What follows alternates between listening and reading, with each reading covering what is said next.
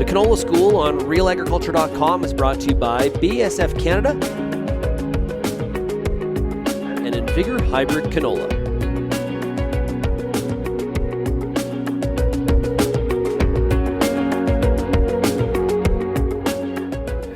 For Real Agriculture, I'm Kelvin Hepner at Canola Week in Saskatoon, and pleased to be joined now by Ian Epp, agronomy specialist with the Canola Council of Canada. And Ian, there's been a lot of discussion over the last number of weeks about the loss of a tool for controlling flea beetles, with Matador and Silencer being, those are the trade names of the product, the active ingredient. Label changes forcing these companies to recall these products. It's looking like we won't have them available as tools for flea beetle control in 2023. What should growers be thinking about now when it comes to flea beetle management in the upcoming growing season? Yeah, it's a big decision. This product the acres are big. It's an important tool for canola, and flea beetles being our most important pest, an early season unpredictable pest. We don't really know. We know flea beetles are going to be bad somewhere in spring. They're always a big problem. It's an unfortunate loss of a tool for us. We do have other tools in the toolbox, but it gets a little more complicated on applying. We have multiple insecticides, and you might need some of them throughout the growing season. A number of these insecticides are registered on different pests, but they only have maybe 1 or 2 or 3 applications per year. So losing another one out of the toolbox means you might apply 1 or 2 now if you need an application or for flea beetles, but what happens for grasshoppers later in the season if I don't have that tool? And then also the supply chain issues. Can I get the product when I need it? Flea beetles quite often, from the time you reach an economic threshold of spraying, is really fast. It's critical to get on there quick and early. So having the right product in the shed or ready to go, and then what happens if we have a number of pest insects throughout the growing season? It's a big loss, and growers would be thinking about what options they have right now, maybe having something on hand, and what does that mean for future pests? If you know you might spray for flea beetles, and then maybe there's a late season pest, which product do you want to use first?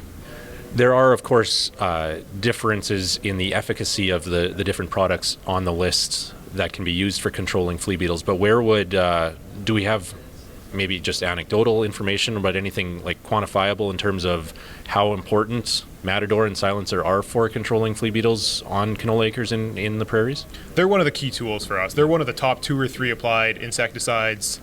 They work well. They're easy to apply. They fit they check all the boxes for us. We do have other products, and we do have other products that are used quite a bit. But again, it's been a pretty stable insecticide market for a lot of years. So replacing a big product like that, just from a supply chain issue, having acres available to growers when they need it, and that's going to be flea beetles or early season, it's a big change for a lot of growers, a lot of retailers, and making sure they have supply in place when they need it. Okay. Is efficacy, speaking of efficacy of different products not being the same, is that a concern that we are losing an effective tool here relative to others, or where does that come into the conversation as growers kind of make their plans for what it's going to look like come April, May of this year or of the next year? There are other products that have good efficacy.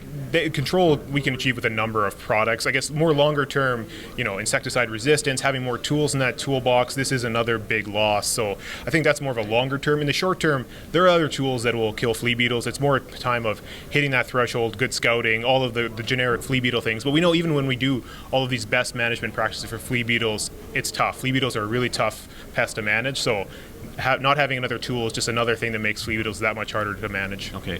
Why don't you take us through those best management practices again, maybe just a bit of a refresher that we are doing everything else we can to make sure we're minimizing the odds of this happening again. So yeah, the first thing is good stand establishment equals is better for flea beetles. It's no silver bullet. There's no silver bullet in flea beetles, unfortunately. There's not something new and exciting that kind of solves their problem. So, apply anything you do to get the most seeds you plant out of the ground.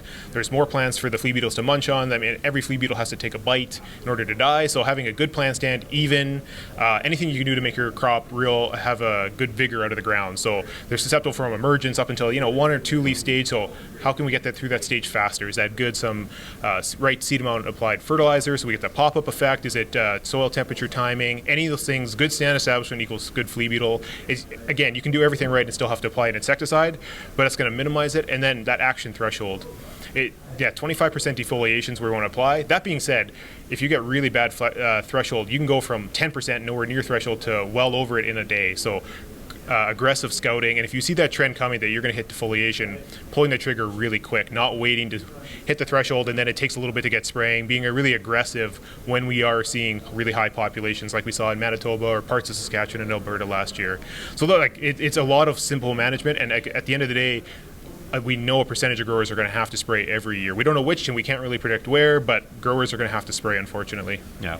So going forward then, Ian, is there anything on the horizon that I guess we can look forward to in terms of flea beetle management? Of course, losing a tool for the upcoming growing season is a move in the wrong direction, but are we looking to genetics, seed treatment development, technology pipelines there when it comes to potential relief on the flea beetle front? Maybe weather is what's going to make the difference, something out of our control. But what do you see looking forward when it comes to the flea beetle issue? There's a lot of R&D going into tackling this problem, realizing this is year in, year out, like every year, this is our number one insect issue, and stat establishments already challenging canola minus the flea beetle. So there's a lot of R&D going in. In the short term, there's no big game changer coming down the pipeline, unfortunately. It's really managing those best management practices, time of seeding, doing everything right. But unfortunately, for this year, next year, there's nothing new and too exciting. It's just trying to be on top of that management and whatever it takes to make sure we get time and insecticide if we need it really early, get as many plants out of the ground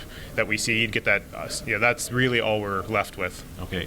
And companies that provide these products are, at this point, hopeful that it sounds like potentially in 2024 these products could be back on the market? There is a chance that these products could come back. Just with the timelines at the PMRA or the government level, I don't see this happening for 2023, and especially flea beetles happening really early in the canola growing season. There is a chance that there could be a change in the label and we could see this product back. Hopefully we see this product back, but unfortunately we're going to go probably a year without it.